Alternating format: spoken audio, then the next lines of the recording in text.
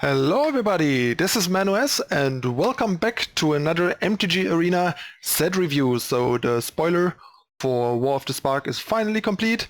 The Mythic Championship is coming up in 1 week and it's time to take a look at all the cool new cards that we're getting with the next set coming in 1 week, and also coming to MTG Arena soon, so we can shake up standard big and have a fresh go at it, because if we're honest, by now it's becoming a bit stale and a bit boring because we played with these cards for quite some time. So it's a good time for new cards to come in and shake things up. So I'm excited for that, and I think most of you out there probably are too. So yeah, before we dive into the cards, a couple of technicalities. So I will try to get the set review out as fast as possible. I'll do at least one video a day. For now, with the amount of cards per color, it seems like it's going to be like 2 parts per color, half and half. Basically, I'm obviously going to go by the color pie, so we're going to start with the first half of the white cards in this video. And yeah, if you're new to the channel and haven't subscribed yet, please consider hitting the subscribe button, turn on notification icon to not miss out on the rest of the review and future MTG Arena content and other content as well. And yeah, if you want to support us content creators on YouTube for free and like what we're doing, please consider whitelisting YouTube on your ad block or just turn it off entirely. That really helps us a lot and costs you nothing other than a little bit of time letting those ads run, or even check them out. They sometimes might even show you something interesting, at least for me sometimes. Anyway, enough preamble. Time to dive right into the review. Alright, so there we are. First card, pretty unexciting. It's just Ajani's Pridemate. The card is already in standard for basically the entire time of the current format since the release of M19, so nothing impressive here. I don't think we really need to talk much about it.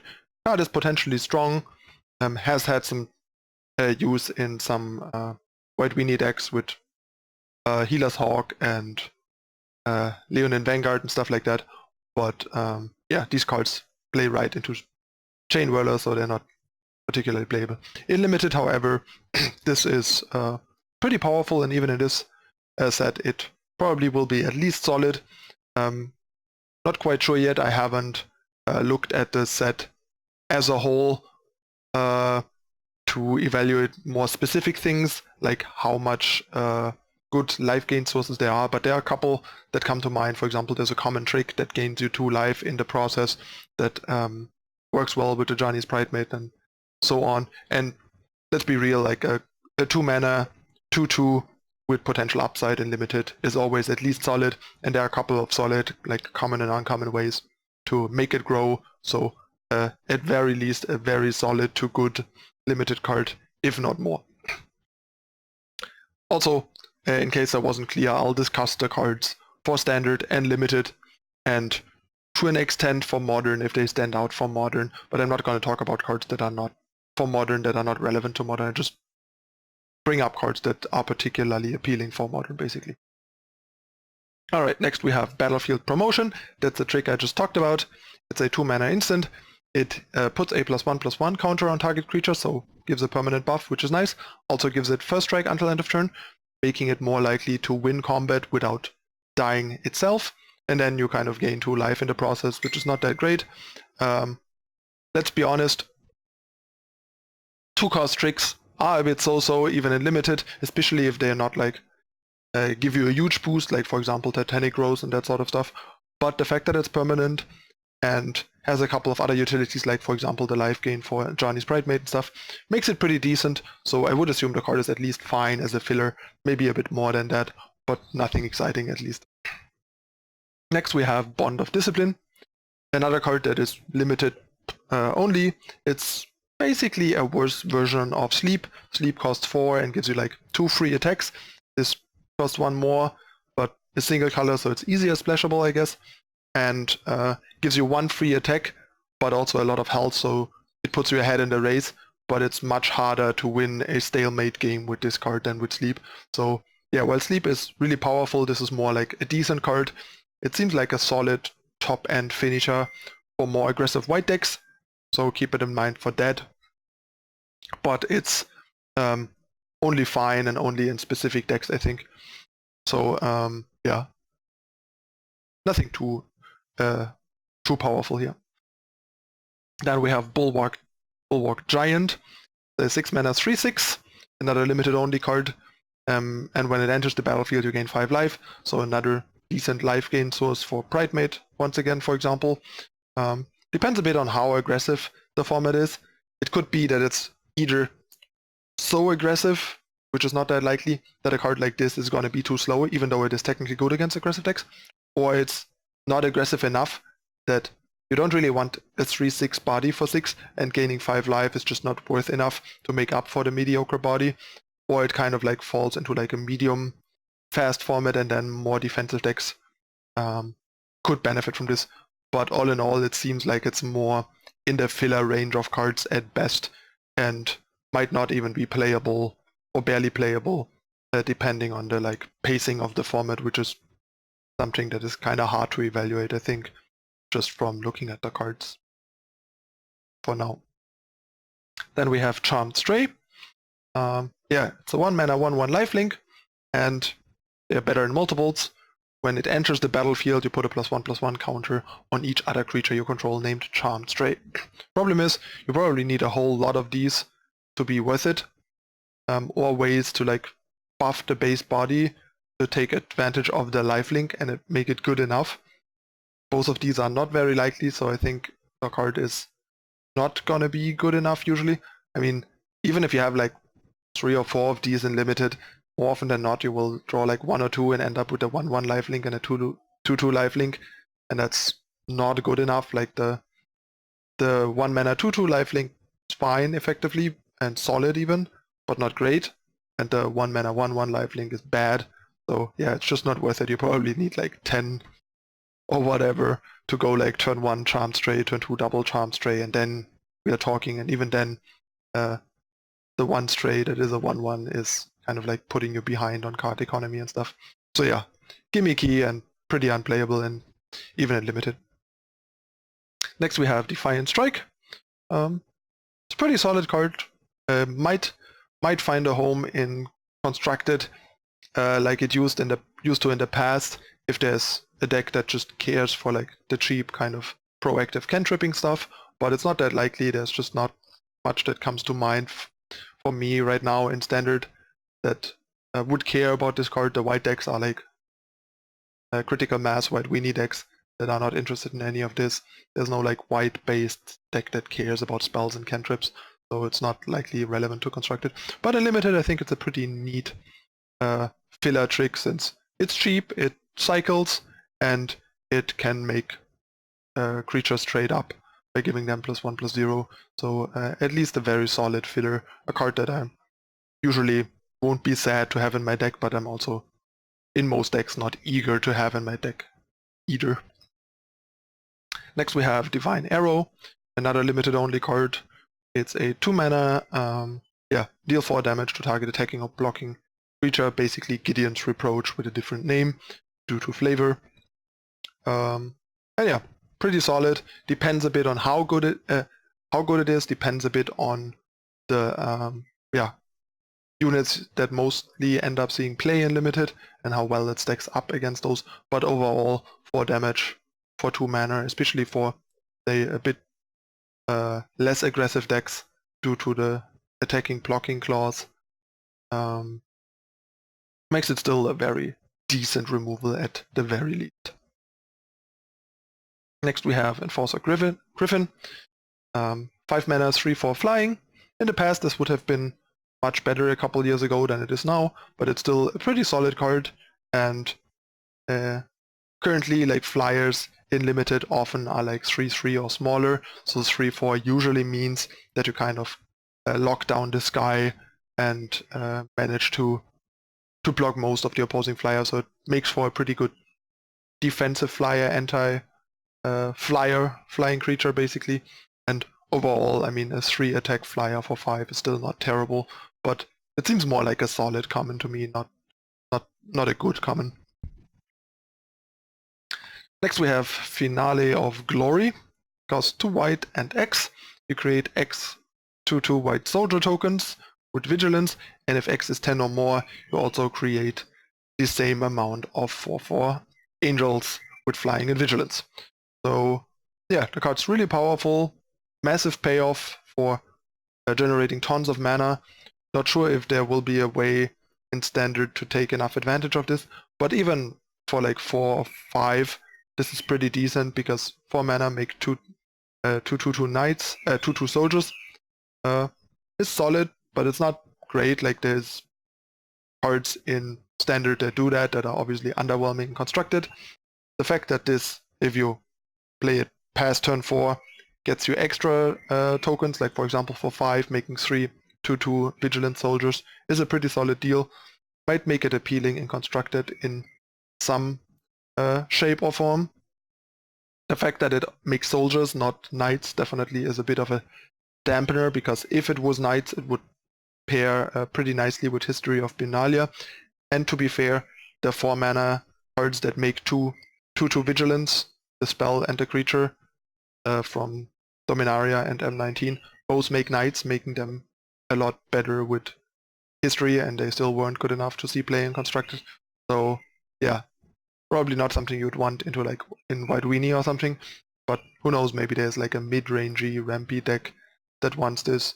Maybe this is interesting for Selesnya tokens in some number, because it has its appeal over, say, March of the Multitudes in some form. Maybe people end up running less than 4 March, maybe go down to 3 and maybe squeeze in like 2 of those or something like that. Who knows? Like the card definitely is pretty solid. And yeah, in limited, this is quite the powerhouse. Even in limited, you will usually not get to the point to cast this for 12 with X 10 or more. But even without that, it is pretty strong. So while I think it's probably not a bomb rare, a bomb mythic, it's a pretty good mythic regardless. Next we have the first Planeswalker, Gideon Blackblade. The 3 mana 4 loyalty Planeswalker. It has the usual Gideon becoming a creature Planeswalker type thing. During your turn, it's a 4/4 indestructible that prevents all damage dealt to it, so it doesn't lose loyalty in combat.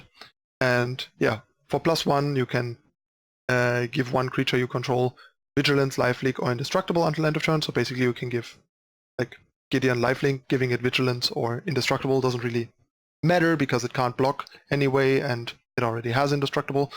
But it can also protect itself just by giving a good like one of your blockers, one of your biggest units Vigilance, so they can attack but still block to protect Gideon. So that's decent. And in a standoff where the opponent has a bigger blocker, where Gideon just bounces off, and even your biggest creature with Indestructible from his +1 bounces off, you just have the ability to just tick it up and then -6 to exile target non-land permanent. So providing you a pretty good universal removal in a stalemate, while also a pretty well-sized proactive threat and some utility. Is a pretty great package all in all. Card seems pretty good. Pretty sure it's gonna be a potential staple in Standard for the new format. Might even spawn like a new kind of like white base deck, like some kind of proactive mid-range deck. So yeah, pretty good Planeswalker. We'll see how he exactly is gonna pan out, but I have fairly high hopes for it in constructed. And in limited, it's pretty strong. Not sure if I would call it a bomb, because it's still fairly manageable and not quite as game-winning and game-breaking as some other Planeswalkers can be. But yeah, it's still a very strong card and a pretty easy first pick, usually. Next we have Gideon's Triumph. That's actually a pretty sweet card.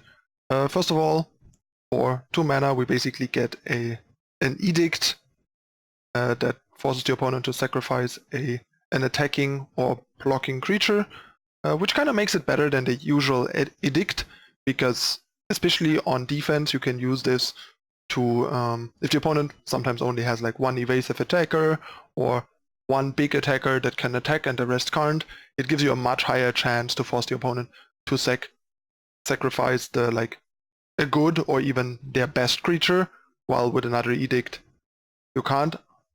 Obviously, otherwise, on the other hand, it is a bit more situational because it forces them to attack. And it has the massive upside, which is not that relevant and limited, that if you control the Gideon Planeswalker, the player has to sacrifice 2 of those creatures instead, making it super powerful. So if you happen to open Gideon Blackblade in limited and then get this card can be really brutal. And yeah, I think the fact that the card is really powerful if you have Gideon out makes the card also potentially appealing in Constructed. If there's a deck built around Gideon, it could possibly take advantage of this card. And even in Limited, without a Gideon, having a conditional edict like this that gives you a higher chance of getting a better creature with it than your normal edict makes it still a very fine card in Limited, in my opinion. Like, at least at a similar level, or probably a bit better than a Divine Arrow. Next we have God Eternal Orchestra, the 5 mana 3/6 legendary with double strike, so virtually a 6/6 basically. Whenever you cast a creature spell, create a 4/4 black zombie warrior token with vigilance. So that's pretty powerful. So basically if you play God Eternal Orchestra and it lives for a turn, the opponent is in big trouble. When it dies or is put into exile from the battlefield, you may put it into its owner's library 3rd from the top. So yeah, in Constructed, this is probably a bit too vulnerable and too vanilla in a way to make it into Constructed, would be my guess. But in Limited, this is an utter bomb. Like, not sure how much, I don't have in my head right now how much good removal is to deal with this right away, but basically if you drop this and you get another turn, the game is basically over. The card is super powerful. This is an absolute slam dunk bomb, an absolute monster. Next we have Grateful Apparition, the 2 mana 1/1 flying, and when it deals combat damage to a player or planeswalker, you proliferate. So it's a bit better version of this old proliferate flyer. I think the old one, the blue one from Mirrodin Besieged, I think I was, only proliferated, I think, if it dealt combat damage to a player. So this is a bit of an upgrade and a color shift. And yeah, there are obviously a bunch of synergies here. It lets your Ajani Pridemate grow once it already has 1 counter, which is another nice synergy there. It obviously synergizes with the tons of planeswalkers you have. Also the proliferate helps you get counters on planeswalkers that can't get counters on themselves, like all the uncommon planeswalkers and stuff like that. So yeah, and being a 1/1 flyer for 2 on top is pretty nice. So this seems like a pretty good limited uncommon, and who knows, might even have some fringe potential in Constructed just due to like the kind of unique nature of what it does. And next we have Ignite the Beacon. You search your library for up to 2 planeswalker cards, reveal them and put them into your hand and shuffle your library. It's a 5 mana instant tutor that also generates card advantage, so basically 5 mana, draw 2 non-land cards, like 2 high impact cards, 2 powerful planeswalkers. It is a pretty good deal. The fact that it is instant makes it pretty playable, so there might be like some kind of mid-range or controlling planeswalker heavy deck that might very well be in the market for a tutor card advantage instant of that kind that also gives it yeah, pretty good card selection, card accessibility. Card is obviously a bit expensive and a bit niche, but I think if your deck can support it, the card seems like it's potentially pretty powerful, especially given with how many good planeswalkers there are in Standard now, with the new set coming in with so many planeswalkers. So this is a pretty interesting card to watch for Constructed and see what the best thing is that can be done with it and how much you can push it in Constructed. And in Limited, given that we have quite a lot of Planeswalkers in Limited still. Card Advantage is good in Limited, Tutoring is good in Limited, Planeswalkers are good in Limited. So yeah, if you have a couple of Planeswalkers and your deck is slow enough to be able to play this without losing the game, basically, this seems like a pretty strong card in Limited as well. Next we have Gideon's Sacrifice. You choose a creature or Planeswalker you control, and all damage that would be dealt this turn to you and permanents you control is dealt to the chosen permanent instead. So that's actually a potentially really powerful effect. So you can just get into a combat with a lot of attackers and the opponent blocks with a bunch of things, maybe even kind of sets himself up for a lot of trades and so on, and you can just, or even defensively, where it's even more backbreaking, and you can just kind of redirect all damage from the combat to just like one creature, sacrifice, Gideon Sacrifice, and one creature to make all the damage from the opponent go to that one source, and then win a lot of trades in combat. So the card has a lot of blowout potential. It's instant, it costs 1. Playing around this card properly will be pretty important and pretty tricky and limited, so keep that in mind. And the card has a pretty high ceiling from the way I understand it, because yeah, you can just get in a combat with like 5 creatures, and they normally would potentially trade, make like, even if you're on defense, like gang blocks and stuff, and then just kill your worst creature with Gideon Sacrifice and kill a couple of the best creatures from your opponent. So you have to be really careful and not get into too big battles, basically, because then Gideon Sacrifice just completely destroys you. That seems a bit situational, obviously, because if the opponent plays around it, it's much worse. But even then, you might have a big creature that you can like redirect the damage to. So you basically trade like Gideon Sacrifice for an opposing creature, which is still fine. So yeah, this card will determine a lot how much you can do against a white opponent in Limited, I think. Pretty powerful effect, especially for common. Next we have Ironclad Krovod. Nothing special, just the 2/5 grab from Guilds of Ravnica in white, 4 mana 2/5. If white turns out to be like defensive and controlling enough, a 4 mana 2/5 is potentially a pretty solid 4-drop. The grab was pretty decent in Guilds of Ravnica Limited. This might be at a similar level depending on how the format shakes out and what archetypes there are in white. It might just be that white archetypes play out in a way that they just don't care for this type of effect. But it's definitely a solid cost to stat ratio. Next we have Law-Rune Enforcer, the 1 mana 1/2, and for 1 and tap, you can tap target creature with converted mana cost 2 or greater. So you can basically tap anything other than like tokens and 1-drops, which is pretty decent. They have been more conservative with these tappers in the past because they're so powerful and limited, being able to like shut down 2 blockers over 2 turns, giving you a huge edge temporarily in combat.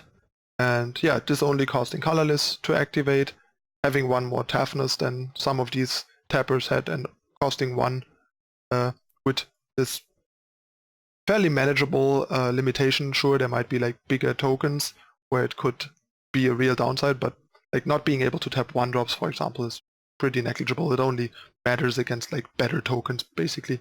So yeah, I think a limited, this seems like a pretty strong common and one of the good white commons, I would guess.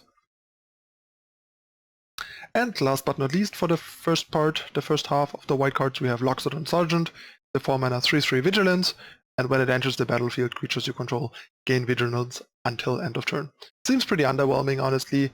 Hill Giants aren't that good anymore in Limited, and even if they have Vigilance and give Vigilance for 1 turn to all your other creatures, doesn't really make them better enough than a Hill Giant to really make up for it. So yeah, I think this is like at best a filler probably in Limited. Might even be a card that you want to actively avoid getting in your deck, would be my guess. But I could be wrong. Bit too early to tell. Alright, that's it for the first half of the white cards for Limited and Constructed.